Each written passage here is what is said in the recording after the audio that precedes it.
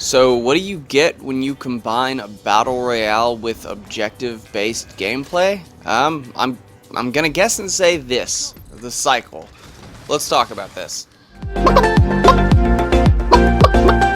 Can you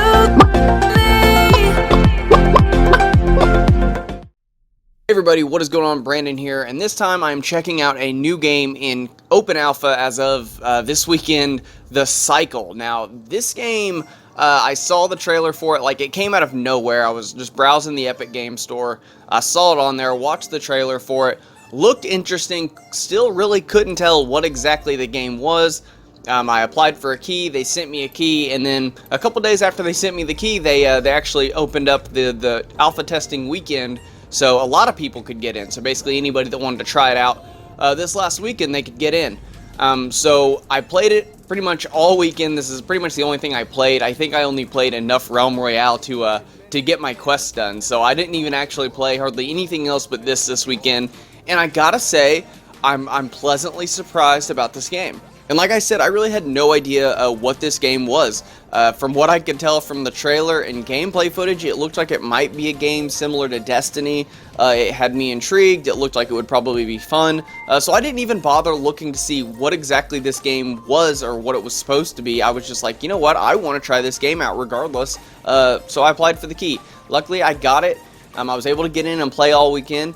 And this game is definitely a combination of so many different styles of games.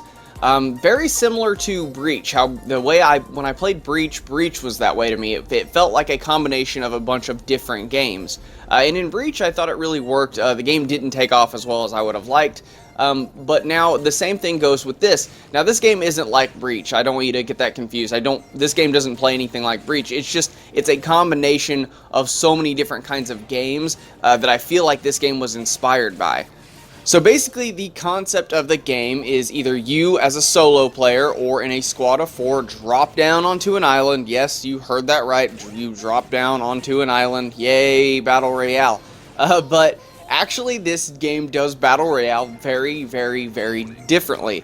Unlike any other game that I've played. So that's a good thing. That is a very good thing. So anyway, you drop down onto this island, but you have contracts to fill. It's not just about being the last person that's alive. It's not just about killing everybody. Your job is to actually fulfill these contracts. It's got nothing to do with killing the other players. Your job is just to get these contracts done, either repair drones, restore power to a facility, mine minerals, take over a radio tower and repair it. I mean, there's all kinds of these different contracts that the game wants you to fill. And for each contract you complete, you gain points, and that basically is where your standing is in the game. So it doesn't matter if you've gone through and you've killed a bunch of players. If you've not fulfilled these contracts, you're still not winning. So the goal is not just to kill all the players, it's to actually go out and get these points.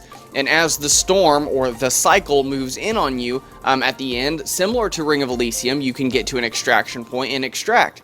And hopefully you are in first place when you extract. Now your team can lose, your entire team can get wiped out, and you could still get second or third place depending on how many contracts you fulfilled. So it's actually just a very unique take on Battle Royale that's got some other interesting mechanics as well that I'm going to go into now. First interesting mechanic is teaming up. A lot of times in a Battle Royale, especially in solo mode, it is cheating to team up. You're not supposed to do it. It's very frowned upon. You're not supposed to be teaming up with other players. But because this has a PvE aspect to it as well as an objective aspect, teaming up is actually, you can do it. Now, the teaming up mechanic, it's kind of hit or miss with me. I'm going to be completely honest with you, at least right now. I'm sure they'll get it polished up before final release. This game is still in alpha, so but it's pretty interesting. Basically, when you see another player, you can look at them and you can actually hit the T key on the keyboard, and that will initiate, do you want to start a pact with this player? You'll give them the thumbs up and say, hey, do you want to team up? Or they might do that to you. And you have so long to be able to say, yeah, sure, I want to team up with that person, or no, I don't want to team up. If you say you don't want to team up, there's a little bitty cooldown period, in which case friendly fire will be off. so they can actually, you can get prepared for a fight, because you're going to end up having to fight with this person if you don't want to team up. But if you choose to team up, friendly fire gets turned off, and you can actually work together. And you can break the pact at any point in time. So you can actually, go through the game, get close to the end, and decide, okay, let's split up, and we'll see if we meet each other in the end game. It's a very interesting mechanic. It works decent, but there are some issues with it, which I'm going to go ahead and let you guys know. The biggest one being that sometimes it's hard to tell who is actually trying to start a pact with you, and that can actually cause you to die. And I know that sounds a little confusing, so I'm going to show the footage above. That happened to me at least one game. I might have actual more footage than that I'll try to play above. Depends on what I'm doing in post. But yeah, so I'll try to explain this a little bit. See, when you go to start a pact with somebody, you have to be looking at them. So you have to aim at the player and hit the T key to initiate, hey, do you want to team up? But even if you're not looking at a player that's trying to start a pact with you, you're going to get that prompt if you want to agree to the pact. So if you're looking at an enemy player and that pops up on your screen, you might think that that's the player that's trying to initiate a pact with you, and they might not be. And this happened to me at least a couple times. I know I've got the footage for one game at least, where I will be fighting somebody. It'll be a huge back and forth. But then we're also getting attacked by aliens. We're trying to complete an objective. A lot of stuff is going on, and all of a sudden it pops up on your screen that, hey, do you want to be in a pact with this player? And you think, oh, well, it's this guy I'm fighting. He's getting tired of fighting me. I'm getting tired of fighting him. Maybe we should just work together right now and try to get as high up on the leaderboards as we can, maybe break up at the end of the game and finish it between ourselves. So you'll agree to the pact, but then turns out it was actually somebody that was behind you, that had just come up on the area. They wanted to try to start a pact with you to team up on the enemy that was in front of you, but now you've dropped your guard because you're assuming friendly fire is off, and the guy in front of you that you were fighting then kills you. That does get confusing. I do think that both players should be looking at each other in order to initiate the pact. I think that maybe they need to tweak this system some way to where maybe during combat you can't even do it. Like, maybe if somebody's already in a gunfight, there needs to be a cooldown from the last time they fired their weapon to agree to the pact. I don't know. I just know it's a good system. It just definitely needs some tweaks, because it is a lot of confusion on your screen when you're in the middle of a gunfight and that pops up on your screen when it really could be anybody in any given direction. Another one being is just how to initiate the pact. You have to hold the key down for so long, and when you're getting attacked by a bunch of monsters and you're really not sure if this person's going to attack you if you don't accept this pact, I mean, it can kind of be rough. It can kind of be a little stressful when you're getting attacked from all sides, somebody's wanting to pact up, and you're trying to pact up with them, but you're having to defend yourself, and then you don't pact up in time, and they decide screw you, and then they start attacking you too. It kind of sucks, especially in solo mode when you've might got another pact of 3 guys that are coming after you, and you really could use the extra help. It does kind of suck. Like I said, it's a very interesting mechanic. It works, but it definitely, there's some tweaks that need to happen, but definitely something different that we've not seen really in a game like this before. Another really interesting mechanic is the loadout system. Now, the way this works reminds me a lot of games like Warframe and Destiny. You have factions. So each time you go into a game, before you go into the game, it's going to ask you, who do you want to collect contracts for during this match? Who are you working for during this match? And you choose one of these factions, and then you level that faction up. You gain more prestige with that. That allows you to unlock more weapons from your instant shop, which I will discuss here in a minute what that is. But it will also allow you to get new starter weapons, level them up, maybe change the magazine, maybe change the scope, maybe change the body, maybe change the skin. I mean, it'll allow you to unlock different things for your starter weapons and your later game weapons, which is interesting because this game is really, it does have loot, but it's not loot based. I'm going to go over that here in a little while when I'm going over some more mechanics, but it's very interesting because the faction system works really well with this type of game done this way. And not to leave you guys in anticipation for too long, I'm going to go ahead and tell you guys what the instant shop is. Now, this game does have loot. You can kill players and monsters and occasionally find a weapon or a gadget or an ability, but that's not where your primary weapons are going to come from. That's not where your stuff primarily is going to come from. You actually have an in-game shop that you can spend credits, and they will send weapons down mid-match. Now, you get credits from killing enemy monsters or completing objectives. That's how you gain credits in a game. or in-game. You actually kill the monsters, which you're going to see a ton of. You're going to run into way more monsters than you are players. You kill the monsters, the stronger the monster, the more credits they drop.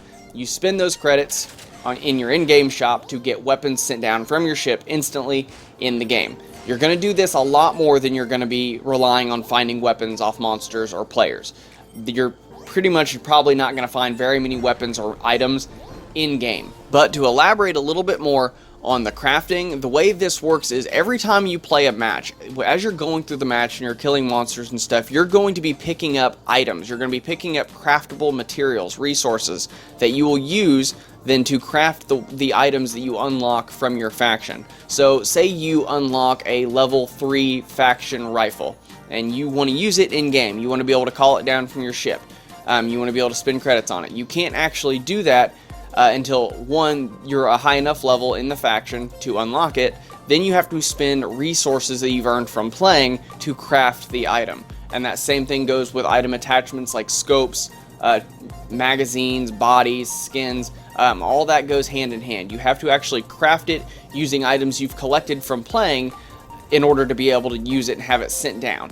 Now, once you craft it once, you have it permanently. It's not like every time you want to have one sent down, you've got to spend those resources. It's just the initial one time of crafting the item, and then anytime you're in game, once you have enough credits, you can call the shop down. It will allow you to buy it instantly in game, and then you got yourself a new gun or a new gadget or ability. Now, this game does have gadgets and abilities similar to Realm Royale, which, I mean, Realm Royale really doesn't have gadgets, I guess I would say, but very similar items. So if you're used to the ability-based combat, you're going to pretty much feel right at home here. There is ability-based combat in this game, but it doesn't really play like Realm Royale. I will honestly say this combat feels so much like Destiny. It's just like riding a bike. I haven't played Destiny in a while, but getting back into playing this feels like Destiny. It feels and plays like Destiny. The combat is very similar. The weapons feel very similar. Just the way they fire, their recoil, the sounds, the visuals, feels a lot like Destiny. Now, there are different classes that you can choose from. I currently have only played as the Prospector because I think he looked the coolest out of all of them that were in there.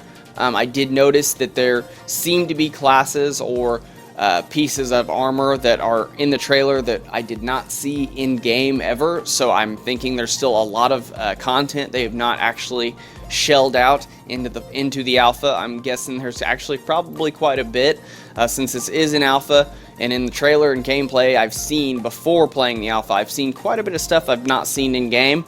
I'm definitely thinking there's a lot more content incoming, but right now, even just in this amount of game just from the alpha, there's plenty of content to keep somebody busy. One interesting thing about this game is that the objectives all have difficulty levels. So you can actually see them as you're coming up to them, so you kind of have an idea of what kind of monsters you're going to be running into, what kind of enemies you might be facing, because some might be highly congested areas. Some objectives might be worth enough points that you are going to run into players here. You're going to run into big monsters here. This is going to be a huge battle. So bring your A game. But then again, you might find one that is not going to give you nearly as much points, but you're going to be able to do by yourself with no issues.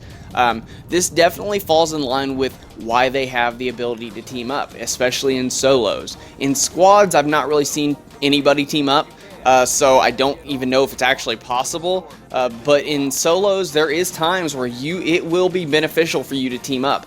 Because remember, the point of the game, you don't have to kill everybody. You just have to get off the island with the most points. So in a lot of instances, it might be worth your while to team up with somebody, which is why I really like the team up mechanic, but it is so burning to get killed because you don't understand who's shooting you or you don't know who's actually trying to team up with you. So definitely the team up mechanic plays a huge role in this objective type gameplay. So I definitely don't think they need to remove it, but they do need to tweak it quite a bit. But it's something that makes this game way different than anything else I've played. Like I said, this game has two modes, solos and squads currently, and this is the rare game that I actually prefer squad mode over solo. Now, Realm Royale, if I'm getting on to have fun and I'm not being competitive, I absolutely prefer squad mode because of the abilities and because everybody can play to their strengths. And that's why it works really well with this game. because you have the different factions that you can specialize in, you have the different weapons you can specialize in, you have the different abilities, you can actually have people, you know, be particular to a specific class. You have somebody be a support, have somebody be a sniper, and that works really well with this kind of gameplay.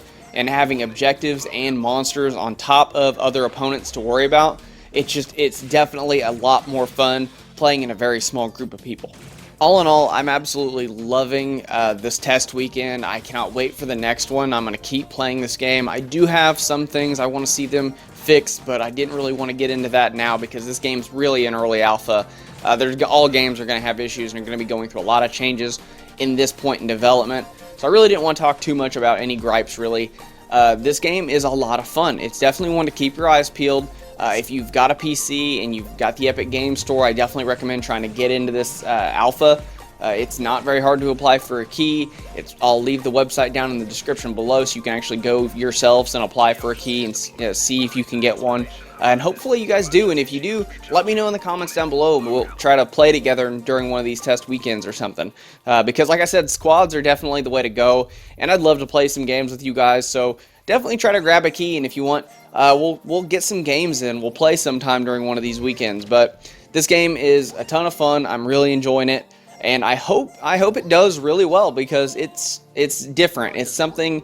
I'm so burnt out on everything that's the same. I'm so burnt out on all the battle royales. I'm so burnt out on all these games that look like a copy and paste of one another. This game is different, and I like that. But guys, that's all the time I got for this one. I know this early impressions video is probably a little bit longer than the ones you're used to, but there was a lot of mechanics I really didn't want to forget, and I'm sure I actually forgot some stuff to tell you guys in this one, but I know I've already dragged the video on long enough. I hope you guys enjoyed it. If you want to know any more about this game, let me know in the comments down below. I'll try to do update videos as this game continues to develop. But if you guys like this video and you want to see more, please do me a favor and mash that red subscribe button. If you want to know anytime Nathan or I upload videos, please do us a favor and hit that bell icon so we'll be sure that YouTube sends you notifications out. But thank you guys so much for watching, and I will see you all next time.